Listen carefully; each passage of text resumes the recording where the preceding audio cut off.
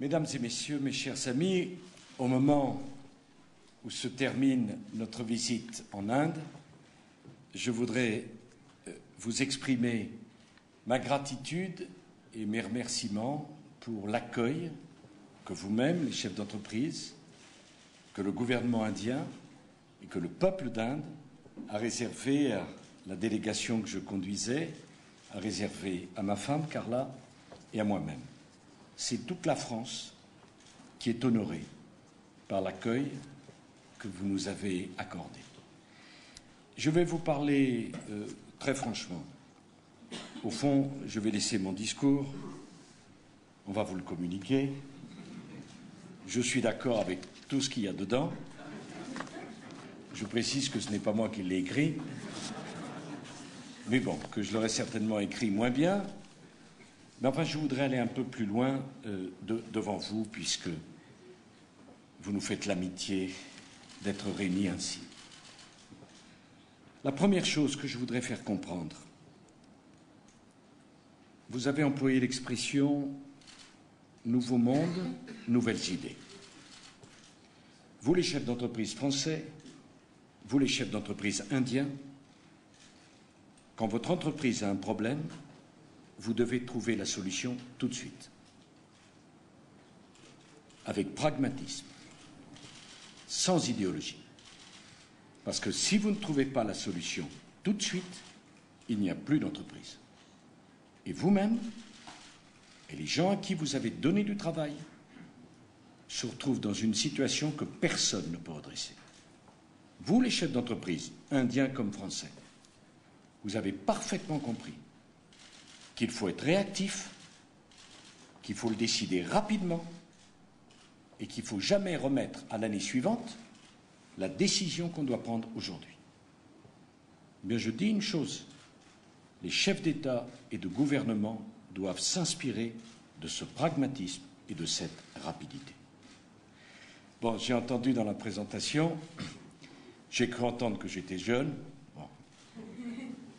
Je ne vais pas démentir, mais enfin, ça devient de moins en moins crédible. Chaud, j'ai moins compris. Romantique, certainement. Mais surtout, ce n'est pas une question de tempérament. C'est toute l'affaire du XXIe siècle. Il ne sert à rien de prendre pour nous les bonnes décisions si elles ont 6 mois ou 1 an de retard. Lorsque nous avons été confrontés à la crise financière extraordinaire, j'étais aux côtés de votre Premier ministre à Marseille pour le sommet Inde-Europe. C'est là que nous avons inventé le G20. Il fallait prendre la décision tout de suite. La difficulté du monde moderne, ce n'est pas simplement de prendre la bonne décision, c'est de la prendre au bon moment. Si nous, les responsables gouvernementaux, nous continuons dans les habitudes de l'idéologie, les craintes des réactions, si nous pensons que nous avons le temps et que nous ne sommes pas obligés d'agir, alors nous conduirons nos pays à l'échec et à la catastrophe. Diriger un pays, ce n'est pas la même chose que diriger une entreprise. Nous avons d'autres responsabilités, plus lourdes, sans doute plus complexes. Mais la rapidité de la prise de décision et le pragmatisme dans les prises de décision, c'est quelque chose que nous devons apprendre à intégrer dans nos raisonnements. Je vous dis ça parce que mon pays, la France, qui est la 5e économie du monde, a compté à travers l'histoire de l'humanité. C'est une grande civilisation, une grande économie. Mais nous-mêmes, les Français, nous avons dû profondément remettre en cause nos habitudes de pensée. Parce que tout d'un coup, le monde nouveau, nous nous sommes aperçus qu'il ne nous attendrait pas. Que le monde changeait à une vitesse stupéfiante et que si nous voulions demeurer les mêmes, il fallait nous adapter à la même vitesse. Ce ne fut pas facile dans nos pays, nos vieux pays d'Europe. Vous qui êtes une ancienne civilisation, vous pouvez le comprendre. Il y a des archaïsmes, il y a des habitudes, je veux dire parfois des mauvaises habitudes. Mais la France l'a compris. Et c'est le chef d'État d'un pays en train de se moderniser dont je suis venu vous parler ici en Inde. Apprenez à mieux nous connaître. Faites en sorte vous-même que les a priori que vous pouvez avoir sur mon pays et sur nos entreprises appartiennent au passé. La France change. La France se modernise.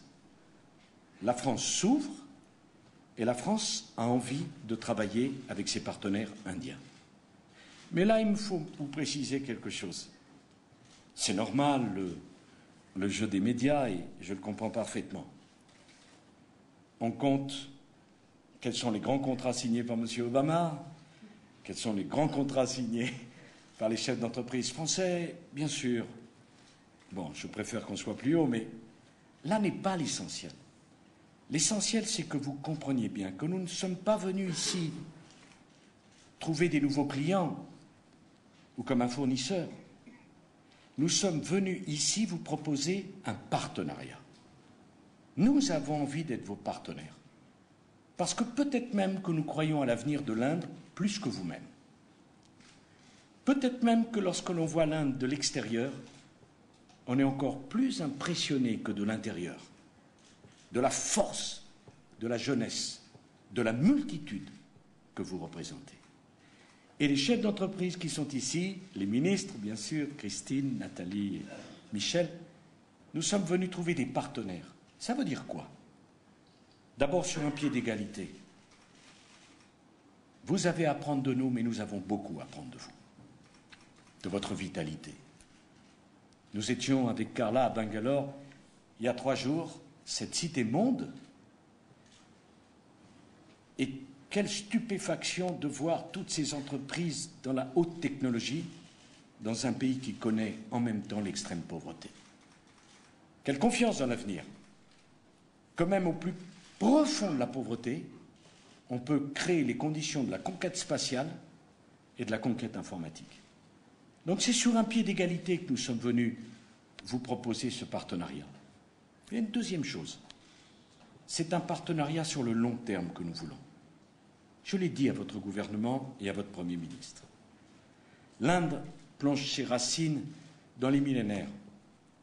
Nous savons parfaitement que la confiance et l'amitié ne se satisfont pas d'un discours, mais de la durée. Ce n'est pas un choix, le partenariat stratégique que nous faisons avec l'Inde, pour quelques mois, voire quelques années. C'est un choix sans retour, définitif.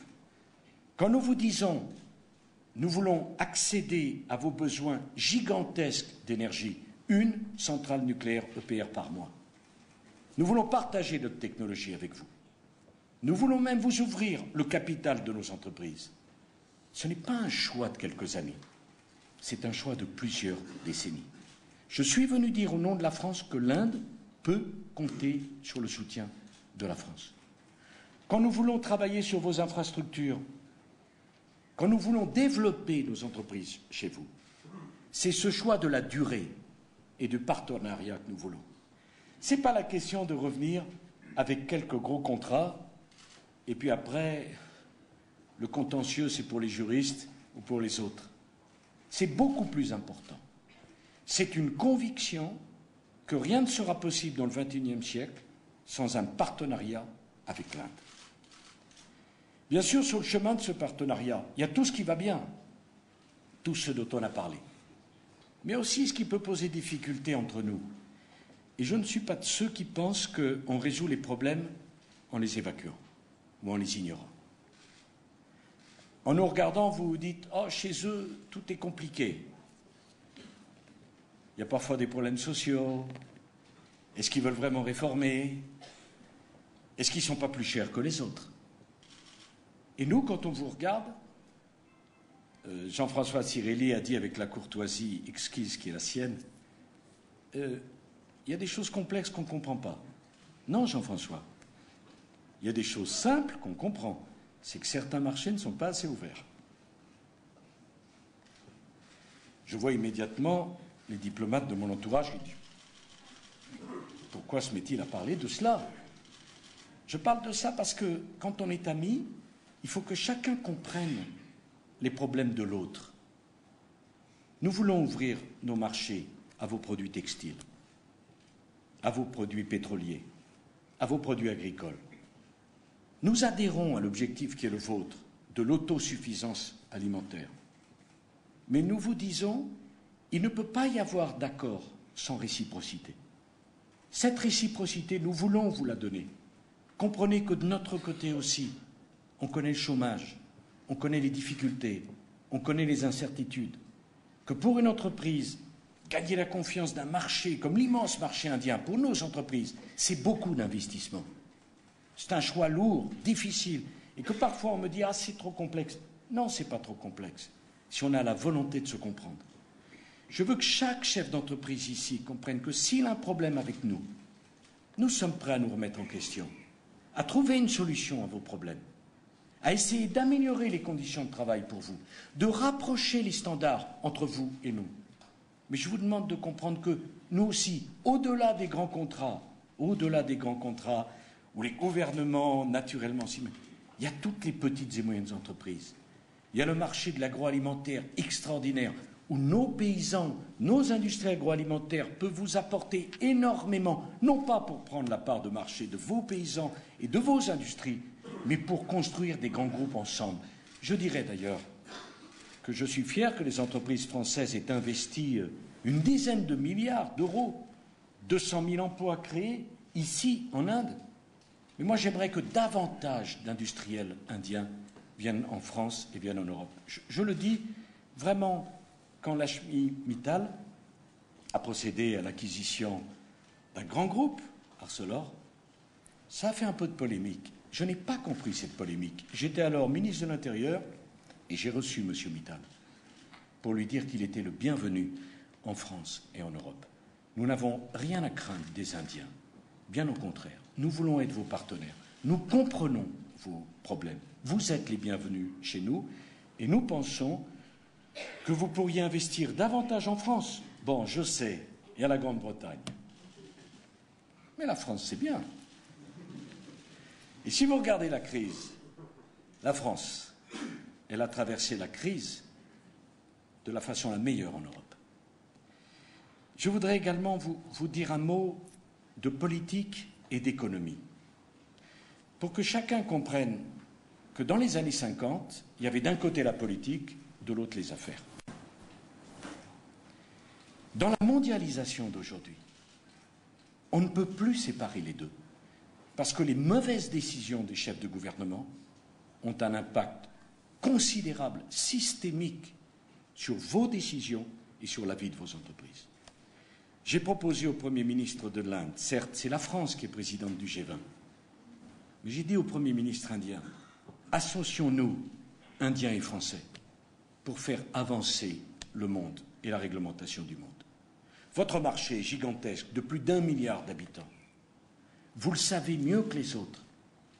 C'est la règle qui protège la liberté. Et c'est l'absence de règles qui tue la liberté. Il ne s'agit pas d'en faire trop, mais sans état de droit, sans règles pour réguler. Dans un marché comme le vôtre, personne n'y arrivera. Et si les écarts de richesse sont tels et qu'à aucun moment celui d'en bas n'a la chance de devenir celui d'en haut, c'est toute la société indienne qui sera fragilisée. Nous avons les mêmes valeurs, l'Inde et la France, l'humanisme, la démocratie, le respect de la diversité. Aidez-nous à faire de cette année 2011 l'année qui va réguler le monde. Qui peut croire que les entreprises indiennes vont pouvoir continuer à gagner des parts de marché avec un système monétaire devenu fou? Qu'est-ce qui est mieux pour une entreprise? De gagner artificiellement un marché parce que sa monnaie pour quelques semaines ou quelques mois s'écroule, ou d'avoir investi dans des progrès technologiques qui permettent d'être compétitifs? Il n'y aura pas de croissance mondiale durable s'il n'y a pas un système monétaire régulé, organisé. Nous vivons aujourd'hui sur un système qui date de Bretton Woods en 1945. À l'époque, il y avait une économie dans le monde, les États-Unis, et une monnaie dans le monde, le dollar. Est-ce que les choses n'ont pas changé alors que nous nous apprêtons à connaître 2011? Faut-il, nous, chefs de gouvernement, ministres, chefs d'entreprise, que nous disions « Ah, c'est le système de 1945 de Bretton Woods, on ne doit rien y toucher. Rien ne s'est donc passé. La Chine n'est pas arrivée. L'Inde ne s'est pas révélée. Aujourd'hui, qui pourrait penser qu'il n'y a qu'une seule monnaie qui compte? Ce n'est rien dire contre le dollar que de réclamer que les grandes monnaies du monde acceptent de discuter pour qu'il n'y ait pas ces mouvements erratiques qui ne correspondent à aucune donnée économique crédible. Si l'Inde le veut, et si la France le veut, alors ensemble, si nous le voulons, nous le pourrons. C'est un enjeu majeur. Alors je sais bien, on me dit, mais tu n'y penses pas, c'est pas raisonnable. Bretton Woods, c'était un système simple, et tenez-vous bien, ils se sont réunis pendant 1 an. Tu vas quand même pas faire un nouvel ordre monétaire international en 1 an. Non, naturellement.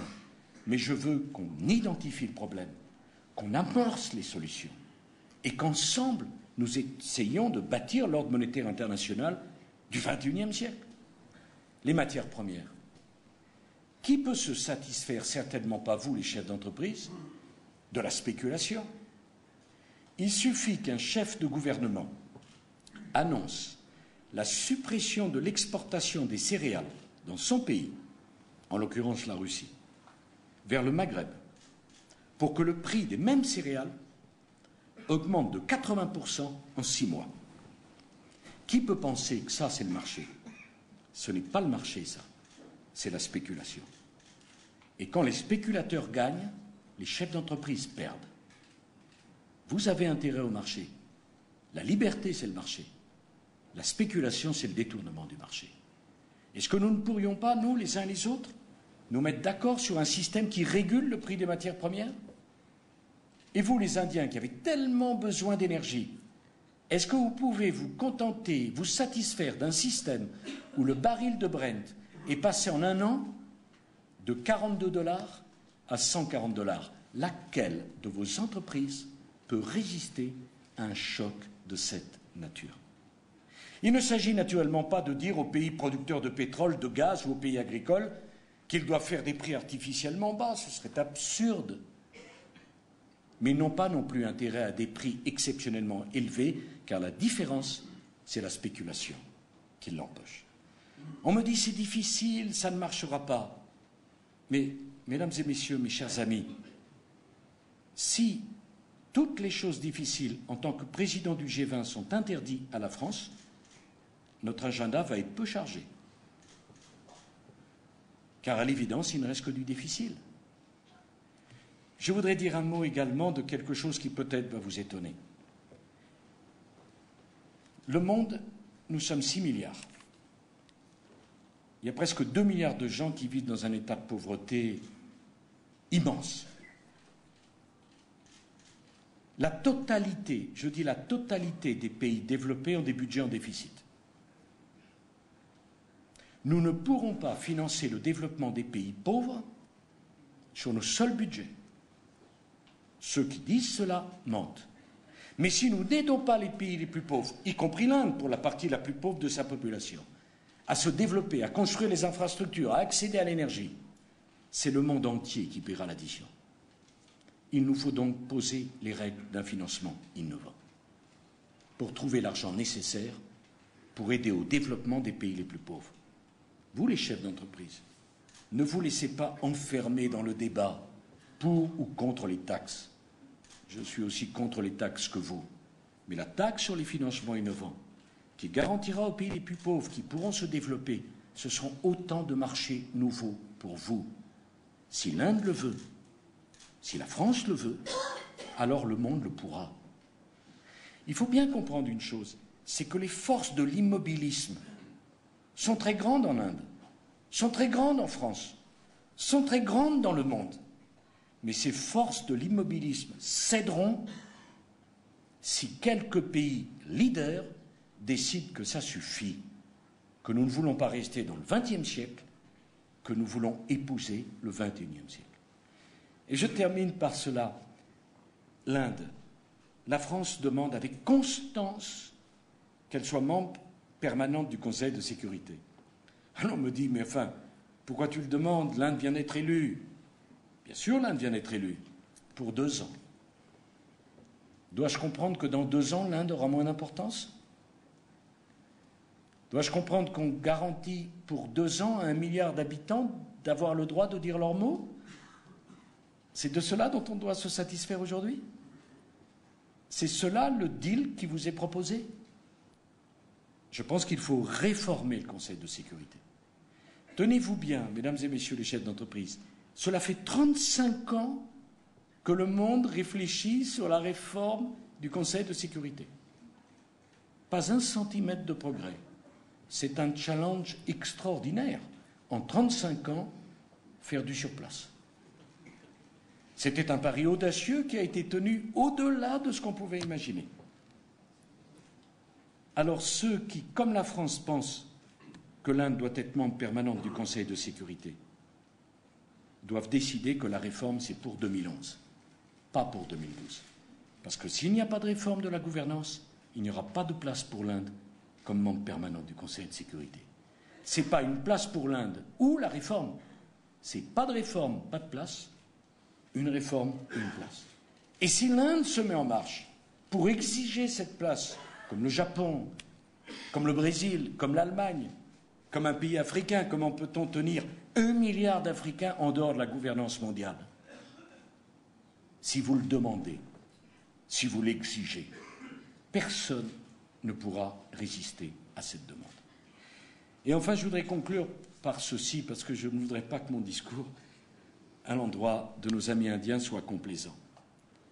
Il faut que vous soyez prêts à assumer vos responsabilités, et de toutes nos forces, la présidence française vous y aidera. Mais il faut aussi que vous preniez votre part de responsabilité. Je prendrai 2 exemples. D'abord, le prix du sang.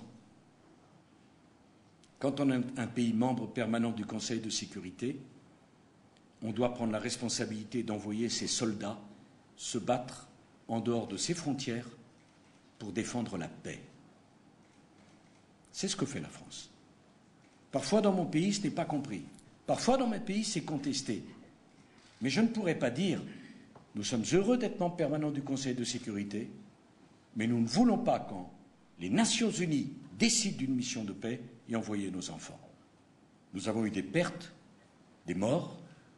Ces pertes sont lourdes, elles sont douloureuses pour chaque famille, mais c'est le prix du rôle international d'un grand pays.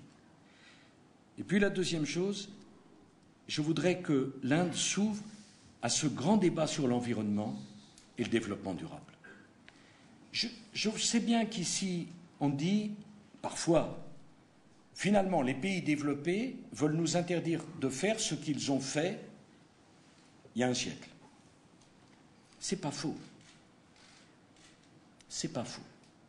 Mais si vous faites comme nous il y a un siècle, c'est la même planète et c'est la population de l'Inde qui paiera les dégâts écologiques avant même la population européenne.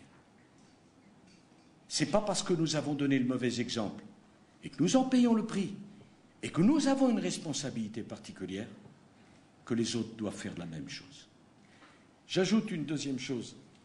Certains responsables me disent parfois, mais vous comprenez, quand on a 400 millions d'habitants qui vivent avec moins de 2 € par jour, c'est bien la préoccupation écologique et environnementale. Mais ils n'ont rien à manger. On essaye de mettre une école dans chaque village. C'est ça notre priorité. Mais personne, chers amis indiens, ne vous demande de choisir entre le développement et la protection de l'environnement. Parce que les deux sont compatibles. Si ensemble, nous choisissons le développement durable. Et bien sûr, si vous le choisissez avec la France, compte tenu de notre expérience technologique, ça sera encore mieux. Mesdames et messieurs, mes chers amis, avant de vous quitter, j'espère que vous avez compris que pour nous, pour moi, ce voyage était extrêmement important. Parce que j'ai conscience qu'il y a là un choix stratégique, sans retour, qui consiste à ouvrir l'un des plus vieux pays de la vieille Europe au monde nouveau que vous représentez. Et pourtant, on a tant à partager ensemble. Ce choix que nous vous proposons, j'espère que vous comprendrez, ce n'est pas un discours politique, que c'est un choix qui ira bien au-delà de ma personne et de mon mandat. Et sans doute, je l'espère, au-delà de la durée de vie humaine de tous ceux qui sont dans cette salle. Et qu'on pourra dire dans quelques décennies, au début du XXIe siècle, un petit nombre d'Indiens et de Français ont compris que nos deux civilisations, nos deux peuples avaient tant de choses à faire ensemble. Vive l'Inde et vive la République française. Je vous remercie.